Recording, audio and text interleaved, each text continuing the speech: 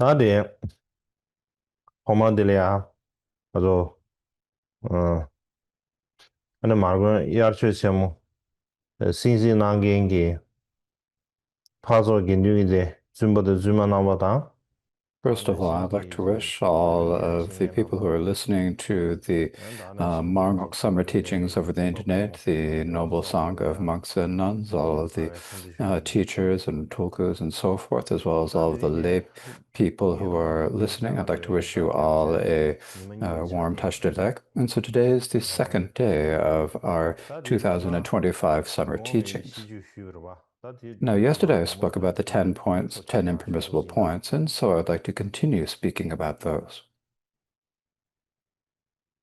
Tadele ruwa mayimbe shuji di shuwe goble ya, Now, when we speak about tadele the zendam 10 di, impermissible points, tense, ma, there lumbiri are sane, several different ane tense, topics that tadi we need to speak kashi about. sangton ma shogu yore. Yes, we need to speak about it in terms of these 5 different topics. Tadi ino ane kasa tangbo And gyamchang among jishe, these, ane tuen yes, we chungdang, spoke about the dana general shin, background, we spoke about the incident, gindu, nduzum, we talk about how the Sangha sawasana gathered tangbo for the, gyamchang go or the, ane how you kuzi could say, shugu how yore. they talk about the council. Tadele We've gile spoken ya, about those. shiju, te pali dang, ane So gindur, now we've come to the point about talking about gindur the chiji shugu yore, Pali tang and the shok Tibetan kaya translations in comparison. Te kare shubi na jidang kata The shiju reason for this is that in general, the pali 10 duwa, points duwa jibo mare. are not only in the Ane Pali ki Vinaya, sadun deben duwa, dang chuzon they are deben also duwa, in dang the Mahishashika tangche Vinaya, deben the duwa, dang. Dharmagutta Bhagavata, the Sarvastivada Vinaya. An dana shingi ji,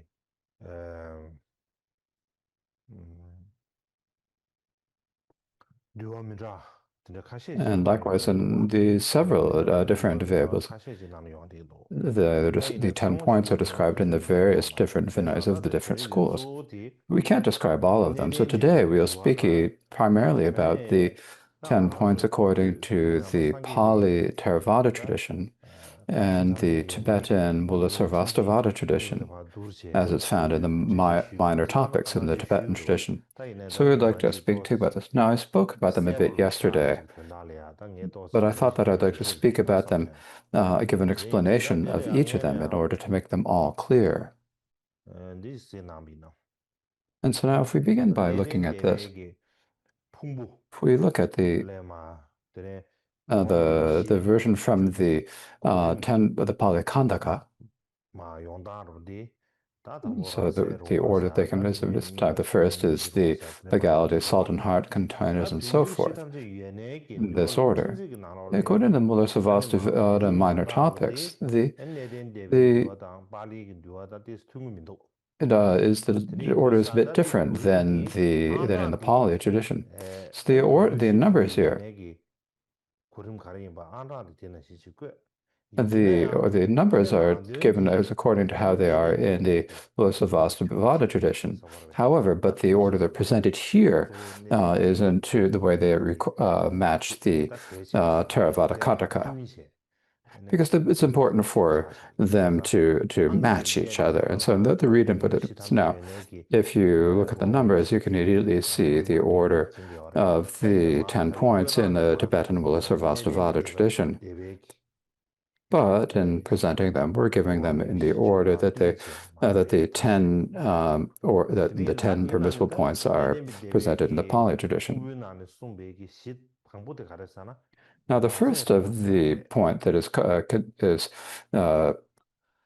in the Pali tradition is the legality of salt and horn containers. Now, what this means is that in the Pali Vinaya, what it says is, it says a question of whether it is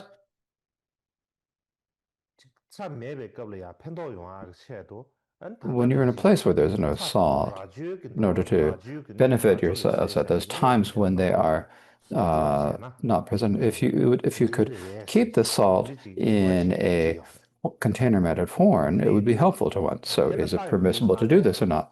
Now, when we look at this, the issue is that in the Vinaya, the bhikshus live off of alms, and because they live off of alms, the food that you are given on any single day in your alms round must be eaten on that same day, and you are not allowed to store leftovers for the next day. You're not allowed to keep food overnight. If you do this, and this is what is called the downfall of storing food.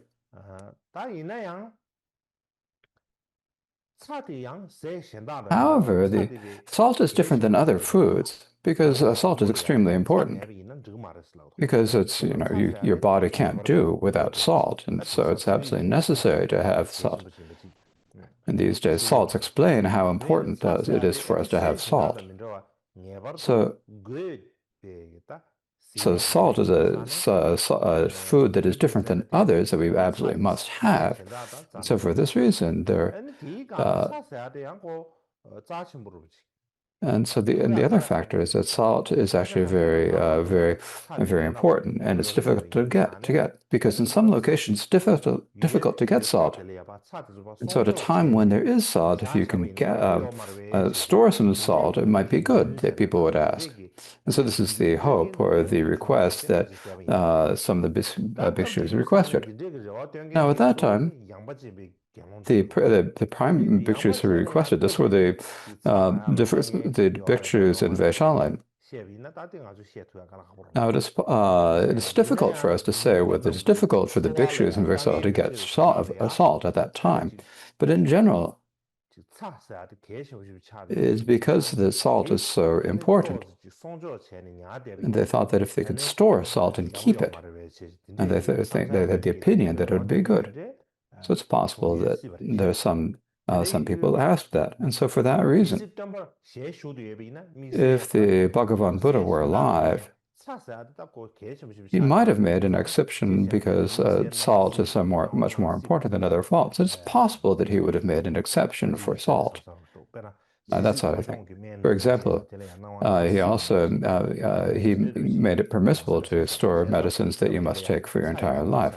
So at that point, the question, the permissibility of salt is singling out salt and seeing whether, and so there are reasons for asking for the bishop to store salt, because without salt you cannot live, and so there is a purpose and there's a reason, I think. So the first point is the legality of salt in horn containers. This is the fourth such a point in the Mulasarvasvada tradition.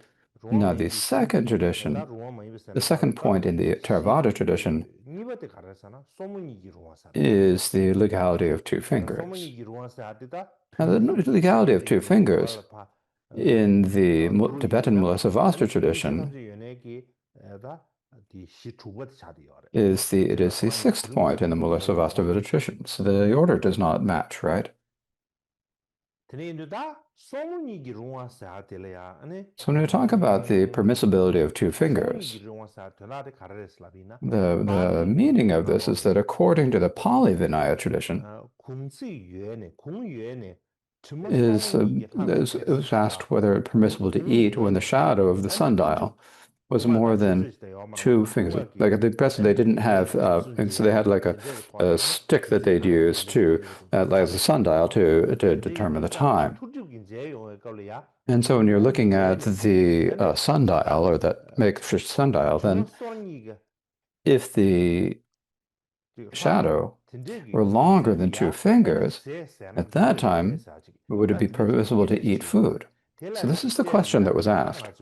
And so when we look at this, then we see that the two-finger rule here is the way it's described in the Pali Canon is something we can understand, because when we talk about two fingers, is primarily understood as relaxing the rule against eating food.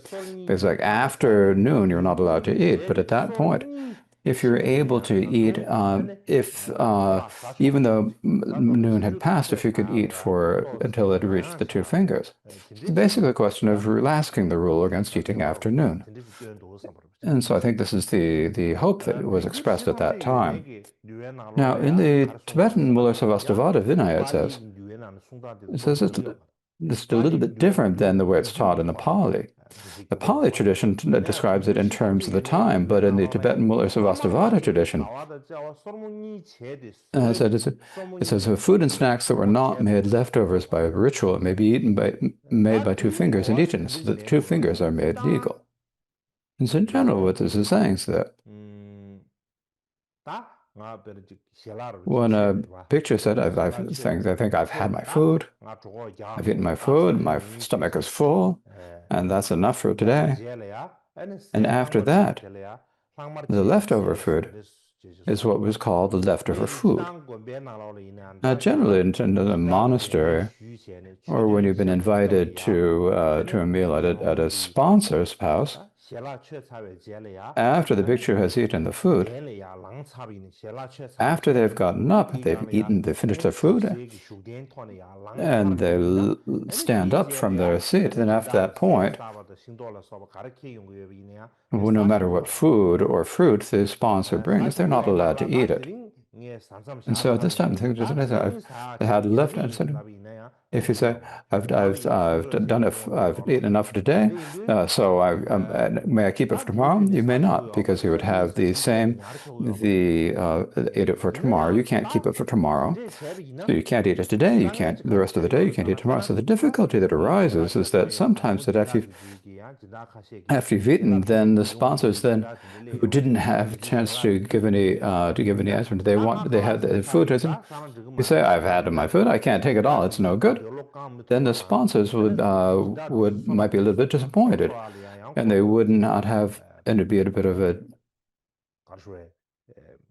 this would be it'd be a little bit of a problem for the sponsors in gathering the accumulation of merit. And so for that reason, so if there are these students who have finished, yeah, there's a good reason. You look at the food of some other, and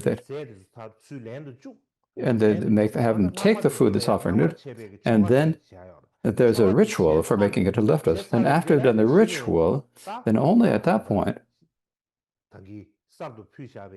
may they eat that newly offered food. So that new food, that leftover food, would be distributed among the sanghas, even though they've ever eaten, and they would be allowed to eat it. But this is very complicated. It's like you couldn't eat it right away. It's like the very many steps you have to do. It's very complicated. And so in a way to make it less complicated, you have the making illegal because of the two field, making permissible because of two field. So they talk about the legality of two fingers. So in India, when you eat food, as you all know, when you eat food in India, you eat it with your fingers, right? You pick it up with your hand, right? They don't use spoons, right? You take it up with your finger, and you take it with the fingers of your hand, you eat it like this. So when you talk about eating with two fingers, the meaning of this is, what this kind of means is, it's difficult for us to say exactly what it means, but perhaps when you talk about with the two fingers, particularly meaning what it is that, if we think about it, maybe it means is, normally when you eat meat, we talk about two fingers. So one finger is, of course, you can't take it with just one finger. So you need at least two fingers. So either the thumb and the index finger, or you need the thumb and the middle finger, or the thumb and another finger. You have to pick it up with that and eat it. So normally when you eat food, you pick it up with all the fingers and eat it. But at that time, when you have you've finished your main meal, but if they're still offering more food, then at that point, then you eat it in a different way, in a way that you're supposed to be I've already eaten, and to show like your reluctance, then you've given me something, you're saying to me I have to eat, so it's not okay if I don't eat. So if you're taking kind of show the reluctance, it's taking a little bit, just a little bit, as to talk about it, make an internet connection, as we say in Tibetan, just eating a little bit like that. It's not like eating normal eating food, as you do without any reluctance. But here, if you take the very careful in taking it, or just taking a little bit at it. And so if you do that, if you do it in that manner, then it should be okay to eat is the point that they made. Basically, they're looking for an opportunity to relax the precept. And so that, I think, is the understanding. Now, the third point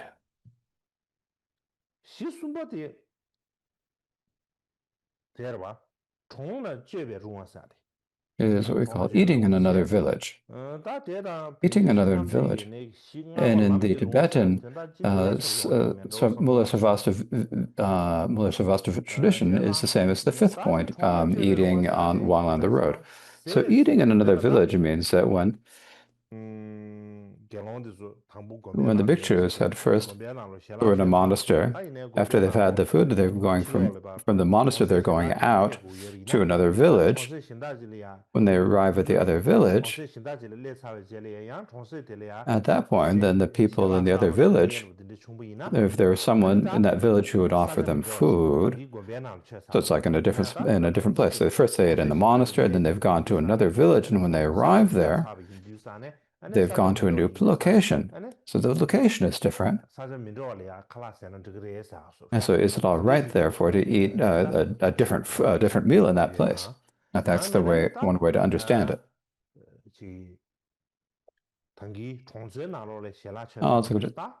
It might also mean that when they have already eaten the food, if they get outside of the outskirts of the village, they get to if there's someone outside of the village who offers them, could they eat it, or if they've gone into the middle of a forest. And once they arrive there, it would be okay to eat food.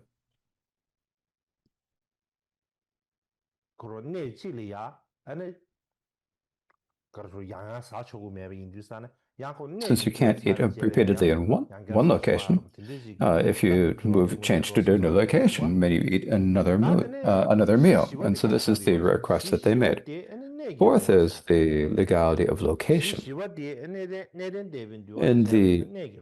According to the Theravada tradition, it is the legality of location. In the Tibetan Mula-Sarvastiva tradition, it is the first one. It is the legality because of saying alala. So when we talk about the legality of location, according to the Pali Vinaya, is that when you have a single boundary, there may be different locations within it. It's a single boundary, but within it, there are separate locations. The bhikshus in each of the separate locations holds the sojong or prasada in their own locations. If we understand it in this way,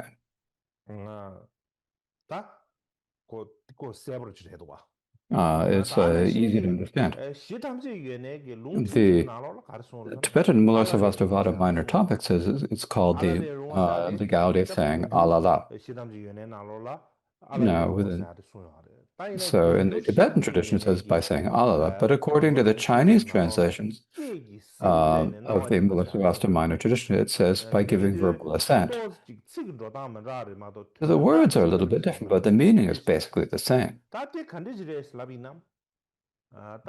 Now, what this is that for bhikshus, in the old time, then when the bhikshus were in, they had like the hub of that was what they called the avasa, or the monastery. It's like that. It's like the hub, and then it had a definite boundary around it. So this bar, so they'd set a boundary. There was a fixed boundary for this. They called that the boundary. Now, within a single boundary, there are different locations. So they've made the boundary, but inside that boundary, so how do we say it? They made the boundary, and inside of it, there may be one place, or there may be multiple locations. And if the boundary were large, of course, there can be different sizes. There are various different sizes. If the boundary is large, then there may be many different locations inside it. Now, for all the Sangha members within such a boundary, what they were called is the local Sangha. the Sangha within the boundaries called the local Sangha. The opposite of that, or the Sangha that were outside, who were not just in there, the Sanghas who were called from, and who, in other locations, they were called the Sangha of the Four Directions. And so if you have the local Sangha all in a single boundary, usually when they have the Sojong ceremony, when they perform the monastic motions, the Sangha motions, if there are situations where the Sangha had to gather together to perform some sort of a function, then all of the local Sangha had to gather and be together. And so when we talk about Sangha, the meaning of Sangha, we talk about as being a harmonious Sangha. So they have the same, so if we talk, they have the harmonious intentions. I mean, the reason is that it says that they do all their emotions, all their leg work together. This is the story we understand. But the difficulty within this is that within a single boundary, there could be many different locations. And the different locations actually could be quite far apart.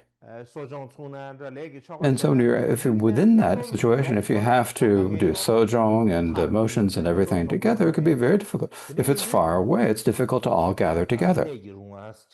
So this idea of the legality of the location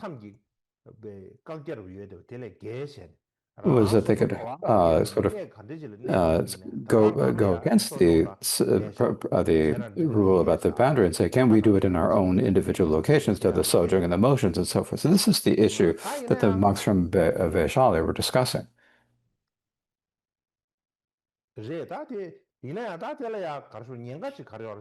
However, the main point here is that if the Sangha within a Sangha boundary were not together for sojong,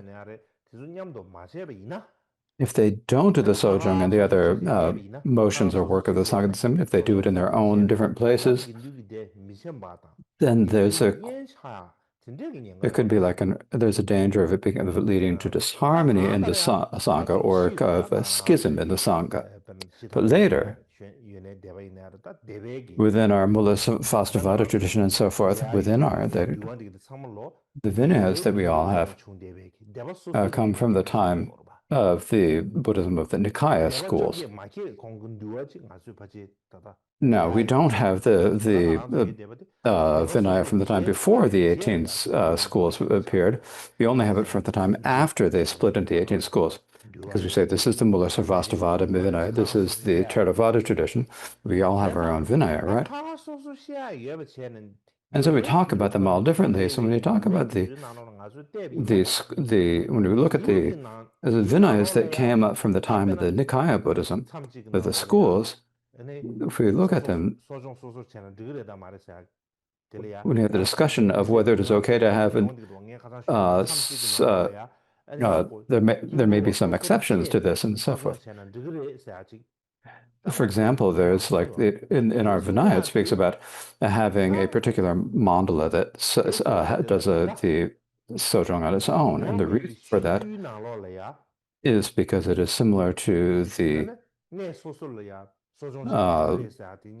question of the permissibility of the location in these 10 points. And so this is something that we do need to consider. Perhaps before the 18 schools appeared, it was that at that point that everyone had all the sanghas within a boundary had together. But after that, as the schools developed, the schools all began to like relax the Vinaya rules and so forth. And in many ways, there are things that were impermissible that gradually, eventually became permissible. But we don't really know about that. But this is something that we need to consider. Now, the fifth of the 10 points is the legality of rejoicing. So in the Pali, legality of rejoicing is the same as the second point in the Mulasvastivada minor topics. And so this is the same. Now, if we talk about it as described in the Pali Vinaya, the question was if Sangha members could perform motions separately in their own locations. then in the end, all of then on an occasion when the Sangha and in the entire boundary all gathered, if they're doing some sort, if they'd say, we did this, we passed this motion, and please give us emotions, and then if people said okay, then it was permissible. So this is the point that is discussed. And the meaning of this is that an issue that had been decided in one location, in actuality, should be something that's decided when all of the bhikshus within the boundary gather and decide it, but it was not. And it was described, there are many locations in that, and so in each place, the bhikshus in each of the locations would make the motions and so forth that they did, and they just determine things. But then, when if there was an opportunity for all the bhikshus within the boundary to gather, they'd say, then we did this, we passed this motion, now please give permission. And so that's what they're speaking about. And the reason for doing this is, again, is the same as as I mentioned before, when performing sojong and so forth. I mean, they're far different. If you have to do like pass a motion for the Sangha, and you don't have time to ask for permission you don't have the ability to ask to be excused. And so instead of that, you first pass the motion, and then make the decision that Sangha may decide. And then after that, when the entire Sangha gathers, then we say, we decided this, and we have done that, and you announce that, and then ask all the bhikshus to ask the entire Sangha to allow this, because it's so far away.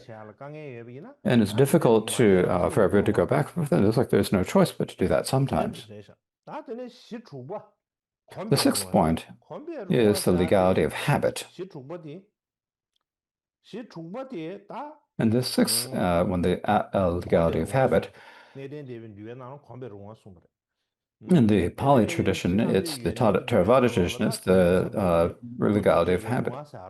In the Buddha-Sarvastra tradition, it's the legality of behavior. So when we talk about the legality of habit, what we mean is that, according to the Pali Vinaya, what it says is, in the past, that there's something, your Kempo, your abbot, the person who gave you the vows, and they're the way they do things. So they're the way they do particular things.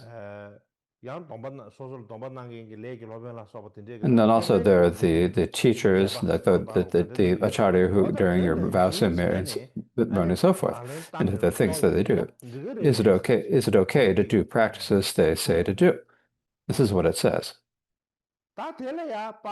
Now, regarding this, in the Pali Vinaya, it says that you cannot say that you cannot categorically state that they're all permissible or all not permissible. And the reason is that some are permissible and some are not. Now, in brief, no matter what the customer behavior it is, whatever the abbot's behavior as your teacher is, if it is accords with the Vinaya, then it's okay to do that. But if it's not in accord with the Vinaya, then it's not permissible to do it. Now, the Mula-Sarvastra Vada minor topic speaks about does not speak about it being acting the way whether it is okay to act as your teacher or abbot did. Instead, it speaks about whether it's permissible to dig the ground with your own hands or to have someone else dig the ground for you. So this is what it says there. And it says that this is not okay. And said it's not okay in the minor topics of the Mula-Sarvastra Vada. And the reason for this, that it is connected to the 73rd downfall, the downfall of digging the earth. And so that's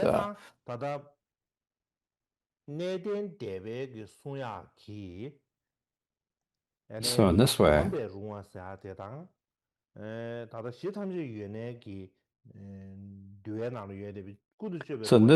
the legality of habit and the legality of behavior in the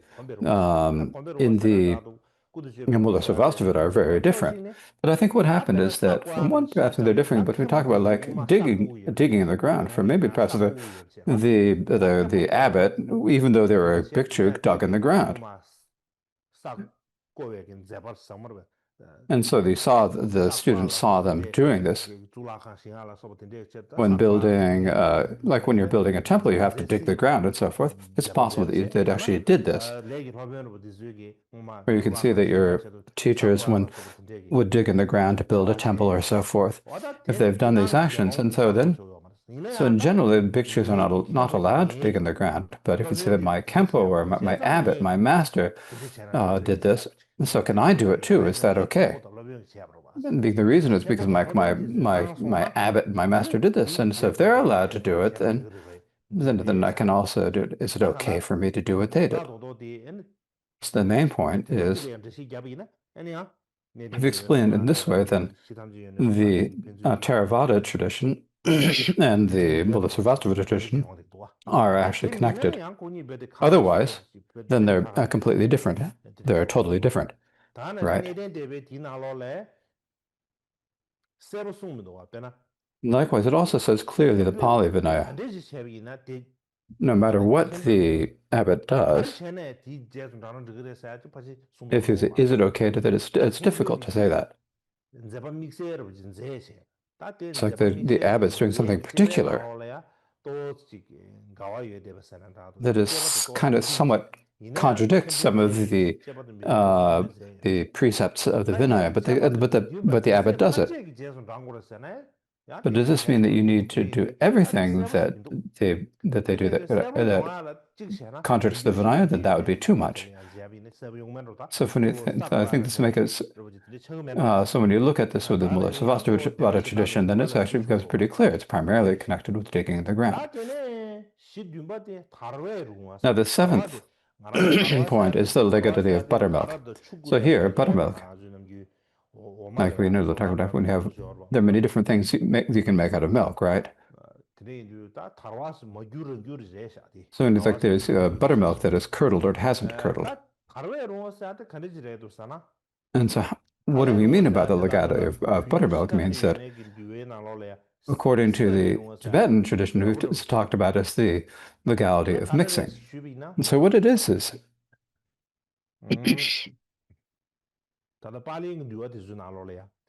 in the Pali tradition, after you've eaten your food, the bhikshus, would it be permissible for a bhikshu who is already in to drink buttermilk that has changed from the state of milk but not yet be curdled? So it's like starting to make yogurt, and so you mix it, it's like the state of buttermilk, but it hasn't yet curdled to become yogurt. Or according to some Vinayas, it says, may one drink milks mixed with honey or butter or raw sugar and so forth.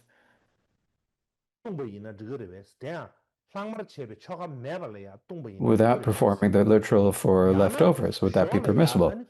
Or may one drink yogurt that has been mixed with water and drink it at the wrong time?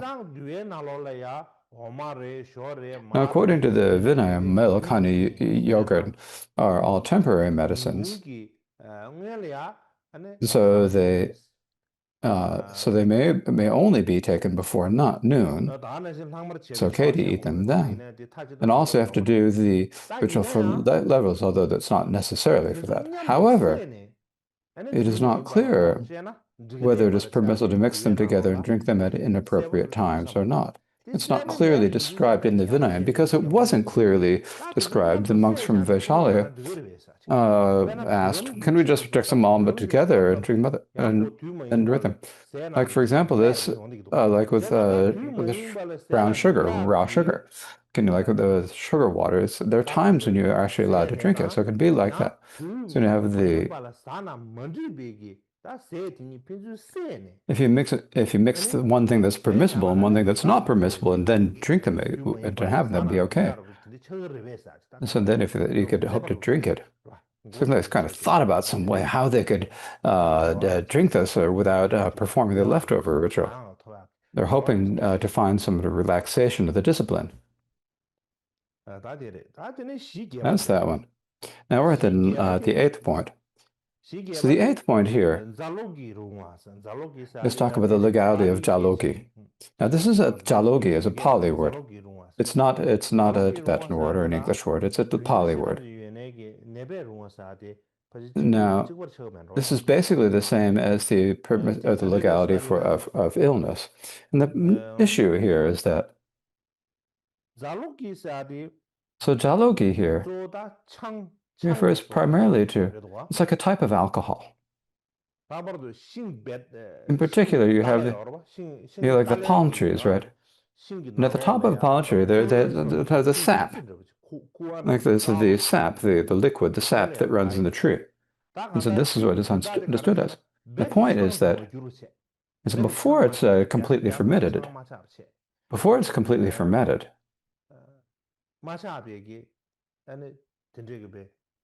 is it permissible to drink this unfermented sap or nectar? Or if it's already turned alcoholic, would it be permissible to mix it with water and drink it? And so this is what is also described in some schools. In the Pali, it talked about that one may not drink sura or maja alcohol. These are two different types of alcohol.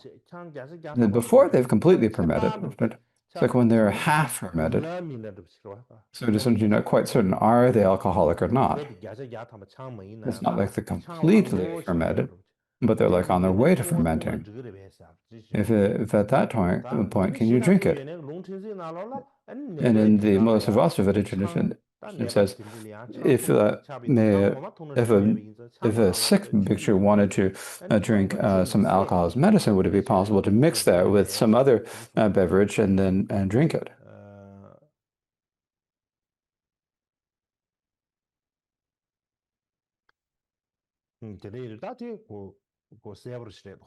So this is actually very clear, right? There are two different ways two or three different ways. One is that is when it hasn't completely fermented. For example, if the palm sap, the same, but if you take the sap from the palm trees, it naturally,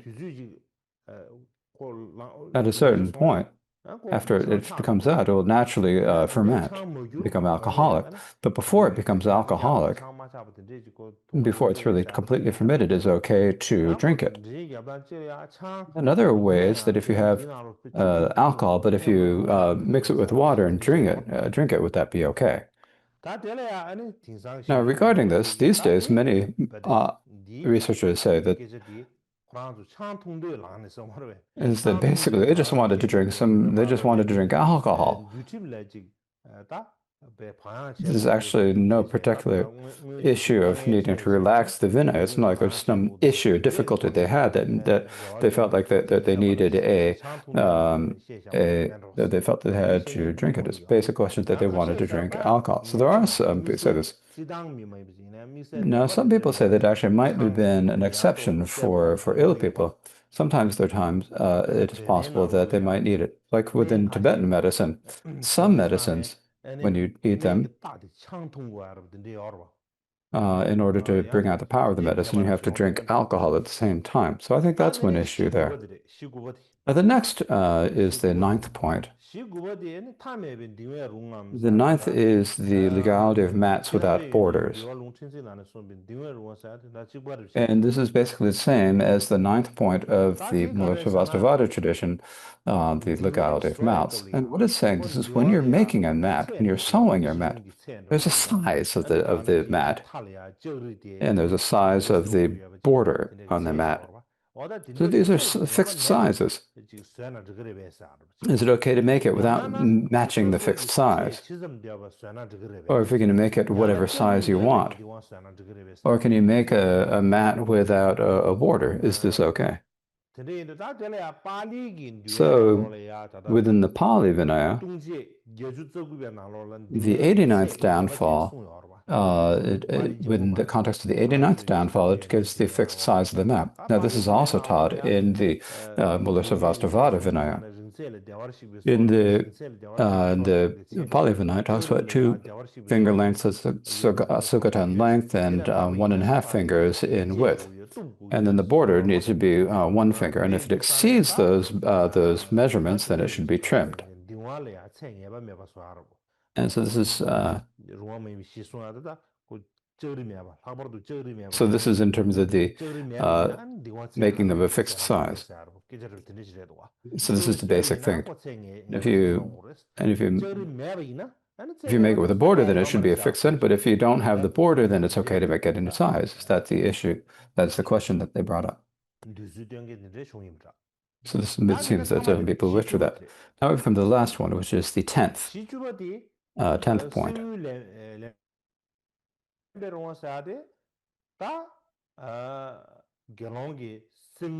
the 10th is the legality of accepting gold and silver, is basically saying, is it okay for bhikshus to accept gold and silver or to keep gold and silver? Basically, in the Vinaya, it's taught that for a bhikshu, it's to accept or keep gold. If they do this, this is a relinquishing downfall. It is included within that downfall. However, as the society developed economically, the society became more wealthy, then whether it's for individual bhikshus or the Sangha overall, if you don't have any money, it's difficult to lead your lives. And so in this it's possible that this even happened in ancient India. These days, if you don't have money, it's difficult to have. Without any money, whatever you want to do, it's like you can't do anything if you don't have the money. So if you don't have any money, it gives you great difficulties. So it's like you might need to, there's no choice but to relax it. This happens, right?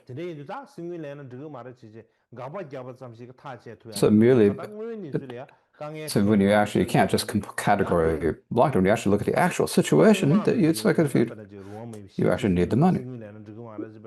So the question in the past, it says that the legality of accepting gold and silver, that it's decided by the 700 arhats that it's not allowed, but the Indian society of that time,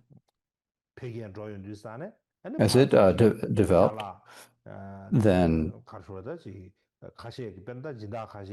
for example, some sponsors, if they wanted to, they would not only just food, they'd also want to offer money. Like in these days, now we don't have necessarily gold and silver, but we have money. And if we don't have any money, it's difficult for us to lead our lives. So there's a lot that we really need to think about with this issue. So that is the explanation of the short explanation of each of the 10 points. So next I'd like to speak about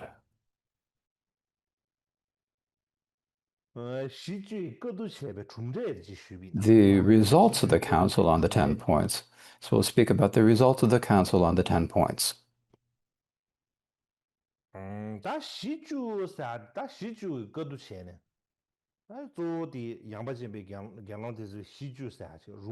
Now, when we talk about the 10 points, these are the 10 impermissible points of the bhikshus from Vaishali. And so at that point, they held the 700 elders held a council, and they decided that they were not permissible. And so they said that if this happens, that if the bhikshus did these, then they would be impermissible. And there is a point in the middle of Sarvastivada tradition, of the Tibetan tradition, where Elder Yasha asked Elder Sarvakamin, in the form of question and answers, to explain how the rules in the Vinaya made the 10 points impermissible. And so, for example, like an example, I'm not going to go through all of them. So like the first point is that saying alala was impermissible. And the reason was that the past, during the time that the Buddha Bhagavan was alive, in the town of Champa, there was the gang of 6 bhikshus did something that it was determined, and so that it was determined that this is impermissible. If this And it said if they did this impermissible action, then they would commit an offense and so forth. And so basically, it does describe which of them. Now, most of them go among the downfalls. Now, I don't need to say too much about each of them, but basically is that many modern scholars assert that among the 10 points, basically all of the 10 points, are they all of them? Are they significant and important points? They're not necessarily among them, excepting gold and silver, the legality of rejoicing, eating after noon, allowing victuals within a boundary not to perform sojourn in a single occasion, and then also allowing motions to be passed if only a few victuals are present, a few victuals perform the motion and then ask for permission later. All of these five are did have a stronger influence on the growth of the Sangha, so they're more important points. The remainder of them are all included under the minor precepts, and so they're not so important. So there are some scholars who describe it this way. So in brief, when we talk about the 10 impermissible points, the people who began this were the Vijayaputta bhikshus from Vaishala, so the bhikshus of the Vijayaputta Vijay class. They asked, may we practice these? And they practiced them themselves. However, the elder Yasha considered that these 10 points to be impermissible and said they are not in accord with the Dharma. And he explained why. But he was just one person explaining this. That's not enough. And so for that reason, they invited all of the senior elders and invited all of the arhats, and they had the council. And at the end, they conducted it by asking a question and then a single answer for each one and to determine whether it is. So that both, that is, the basic different disagreements on both sides. There are people who said it was permissible, and there are people who said it was impermissible, and they all got together and they had a discussion. In the end, they all said that they are not in accord with the Vinaya, and they decided that.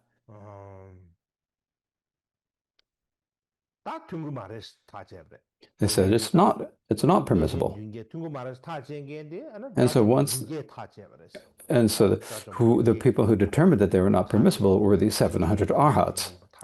They determined that the 10 points were not permissible. So because these 10 points were determined to be impermissible, this is like a sort of a refining or correcting of the Vinaya. And so this is actually a very strong, a very great important result of the council.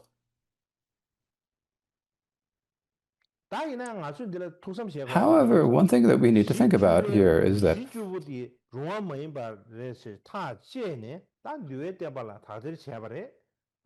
says that the second council is when the 700 arhats determined that the 10 points were impermissible. So that is how it is.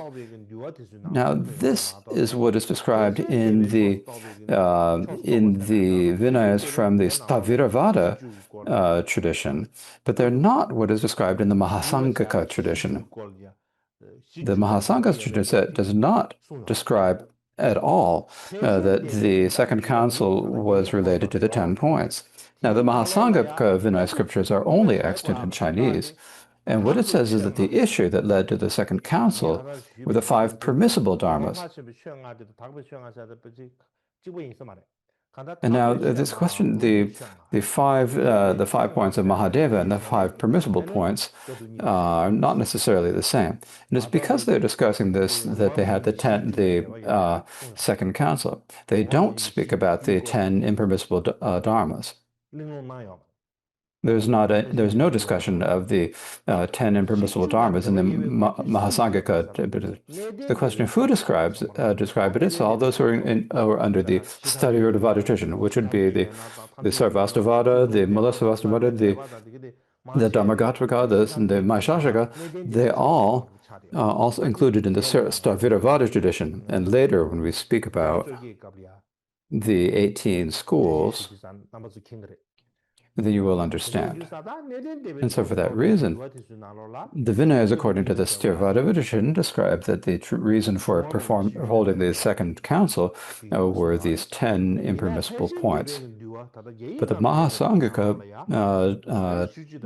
Vinaya that is preserved in Chinese only mentions 5 points.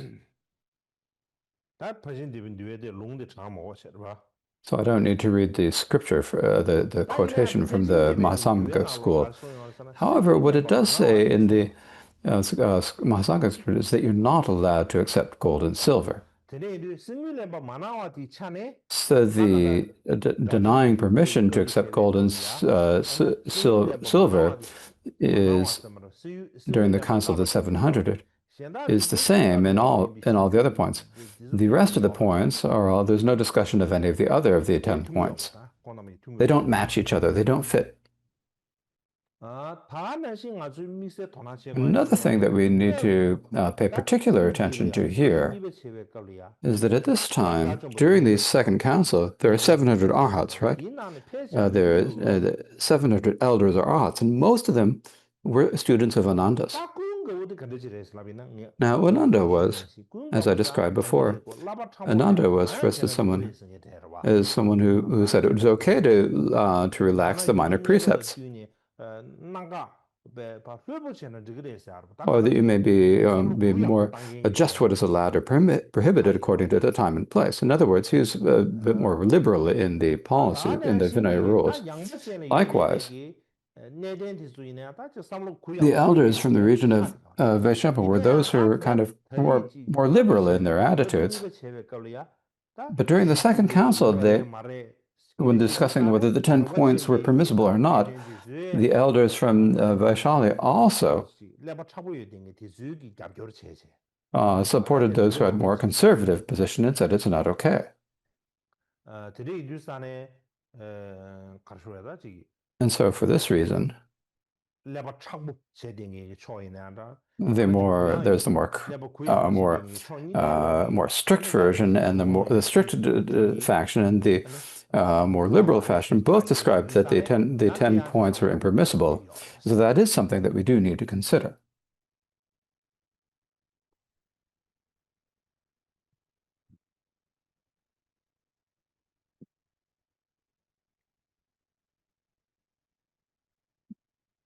So I think that perhaps this is a good place to leave our teaching today. There shouldn't